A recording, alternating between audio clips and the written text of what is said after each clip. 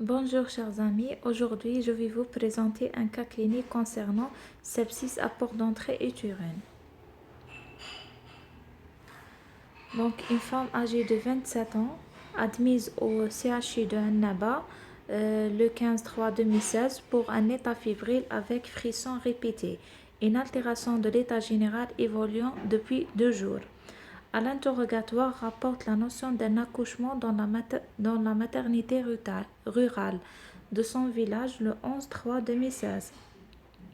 L'examen clinique, le poids 60 kg, la température 30,5 degrés, la fréquence cardiaque tachycardie de 130, la fréquence respiratoire 22 cycles par minute, la pression artérielle 10,6, splénomégalie stade 1.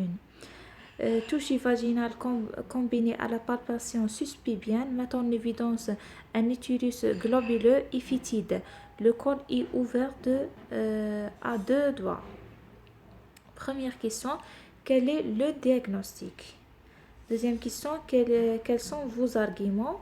Quels sont les examens à réaliser en urgence pour confirmer l'étiologie, c'est-à-dire l'examen à visée étiologique? Quels sont les facteurs prédictifs du risque d'aggravation? Et rédigez votre conduite à tenir. Donc, une femme âgée de 27 ans, notion d'accouchement, fièvre, tachycardie, polypnée. Donc, le diagnostic. Le diagnostic, c'est le sepsis grave à porte d'entrée utérine postpartum nosocomial. Pour les gens qui vont répondre par sepsis à porte d'entrée utérine postpartum, ce n'est pas faux, c'est aussi juste parce que dans les nouvelles définitions, on ne dit pas le sepsis grave ou bien sepsis sévère. On n'a que sepsis et le choc septique. Donc les arguments, pourquoi sepsis? Parce que dans le score de SOFA, il est supérieur à 2, on a la fréquence respiratoire supérieure à 20, la pression inférieure à 10. Donc il y a aussi la source d'infection, c'est dans la touche vaginale, on a trouvé la suppuration au niveau utérine. Donc le port d'entrée est de port d'entrée utérine. Donc, on a identifié le port d'entrée. Pourquoi nosocomial? Parce qu'il y a la notion de l'accouchement. Il y a l'événement de l'accouchement. Pour les examens complémentaires à visée étiologique, on fait premièrement un examen gynécologique au lit du malade avec spéculum pour le but de vérifier s'il y a l'épisiotomie. Et en plus, on fait un prélèvement vaginal. Les hémocultures aérobie et anaérobie. Et bien sûr, une échographie abdominopelvienne à la recherche d'une rétention placentaire. Et on peut aussi ajouter une écho-cœur, peut-être c'est une endocardite tricuspidien. Donc, quatrième question, les facteurs prédictifs au risque, donc du risque, donc c'est le score de SOFA. Donc, le score de SOFA, on a 6 paramètres respiratoire, la pression artérielle, de coagulation, le taux de plaquettes, la fonction hépatique par les bilirubines, cardiovasculaire par la pression artérielle moyenne, le score de Glasgow et la fonction rénale par créatinine. Donc, on a augmentation de 2 points de score de SOFA, donc c'est indiqué un sepsis. Et c'est un score de pronostic et non pas de diagnostic. Donc, la dernière question, la conduite à tenir. Donc, position demi-assise, abord veineux périphérique. Pardon, ici, c'est pas vraiment un remplissage.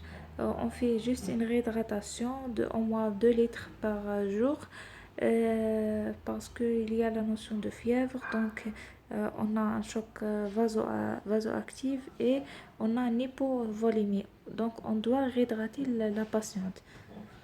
Donc, puis, c'est une urgence thérapeutique. N'oubliez pas le traitement de port d'entrée. C'est très important. Traiter le port d'entrée. Il faut faire un curage utérine, révision utérine. Ça ne sert à rien à donner un traitement par antibiotique ou bien. Et le port d'entrée est toujours là. La source d'infection est toujours là. Puis on donne un traitement probabiliste avise les germes vaginales, comme staph, BGN, l'entérocoque, les anaérobies et Clostridium perfringens.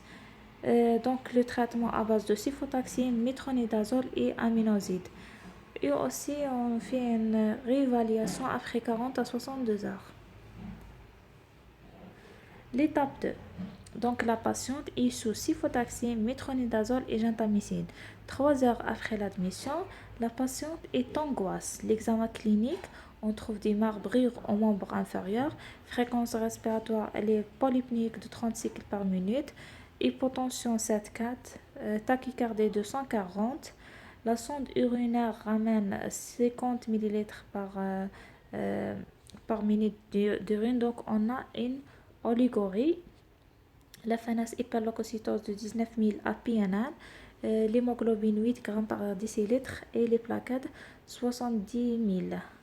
Donc alate 56, azate 56, alate 61, bilirubin 30, donc bilan hépatique normal.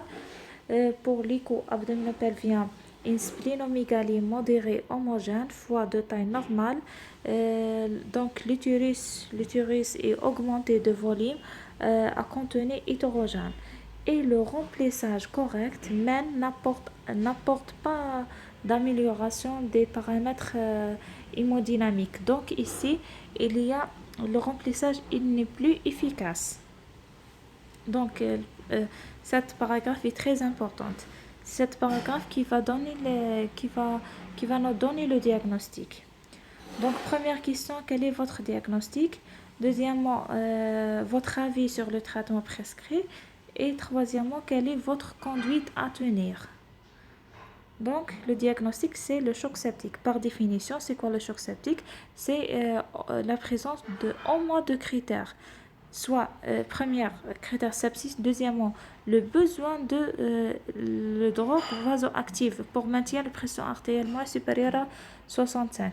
Donc, c'est notre cas. Donc, le remplissage n'est plus efficace. On doit passer à la drogue vasoactive. Et troisième critère, c'est lactate supérieur à 2 millimol par litre. Donc c'est ça le choc septique, parce que le remplissage n'est plus efficace, c'est la nécessité de passage vers les drogues vasoactives. Donc votre avis sur le traitement prescrit, le traitement est justifié mais il ne couvre pas le staph et les entérocoques. La conduite à tenir ici, on doit passer vers les drogues vasoactives. La troisième étape, donc sous remplissage et les drogues vasoactives, le choc est élevé. Donc, le choc est élevé, mais la malade reste fébrile à J9 malgré le curage utérine. Troisième culture est la culture du prélèvement vaginal isolant un E. coli BLSE. Première question, rédigez votre prescription. Et deuxième question, que signifie E. coli BLSE? Escherichia coli BLSE. Bêta-lactamase à large spectre étendu. Donc, la prescription, on doit passer à l'imipina plus amikacine. Donc, BLSE, ce sont des entérobactéries qui sont responsables de la production d'un bêta-lactamase à spectre étendu. Et le principal mécanisme de résistance, c'est plasmidique, rendant la bactérie multirésistante. Donc, le BLSE, il y a facteur de risque pour le BLSE, soit colonisation urinaire ou bien infection urinaire à BLSE dans les 6 mois précédents, soit antibiothérapie par pénicilline plus inhibiteur comme l'amoxicilline acide clavulanique ou bien le pipiracilline tazobactam, ou bien C2G, C3G, fluoroquinolone dans les 6 mois précédents. Voyage récent en zone d'endémie BLSE, hospitalisation dans les 3 mois précédents, vie en établissement de long séjour. Et dans l'aspect microbiologique, on trouve ce aspect synergique de aspect en bouchon de champagne. Donc la quatrième et la dernière étape, La patiente mise sous imipinam plus amikacine, au 6e jour, l'évolution est satisfaisante. Donc, à l'occasion d'un accident d'exposition au sang dont a été victime l'infirmière par un piqûre d'aiguille creuse souillée de sang ayant servi à un prélèvement veineux. Donc, on découvert que la patiente est VIH positive, l'hépatite B positive, l'hépatite C négative. Que préconisez-vous pour l'infirmière et pour le nouveau-né et pour la patiente? Et que pensez-vous de l'antibiothérapie prescrite et donner des informations essentielles sur l'imipinam. Donc, on va commencer par la prise en charge d'infirmières. Premièrement, il nous faut des mesures, les mesures essentielles. Les mesures immédiates sont un lavage local immédiat de la plaie avec de l'eau courante et du savon, puis rinçage, et l'application d'un antiseptique, soit l'alcool, soit le polyvidon, soit eau de javel. Aussi prélèvement immédiat du sujet source, du sujet source par sérologie VIH, l'hépatite B, l'hépatite C, et prélèvement aussi de la victime pour sérologie l'hépatite C, l'hépatite B et le VIH dans les semaines suivant l'exposition. Donc, deuxième étape, après les mesures immédiates, on passe à l'évaluation. L'évaluation selon le risque, la nature de l'exposition et le patient source. Donc, s'il y a le risque important, c'est dans notre cas, c'est-à-dire il y a une piqûre avec une aiguille creuse. Donc, ici, c'est le risque important.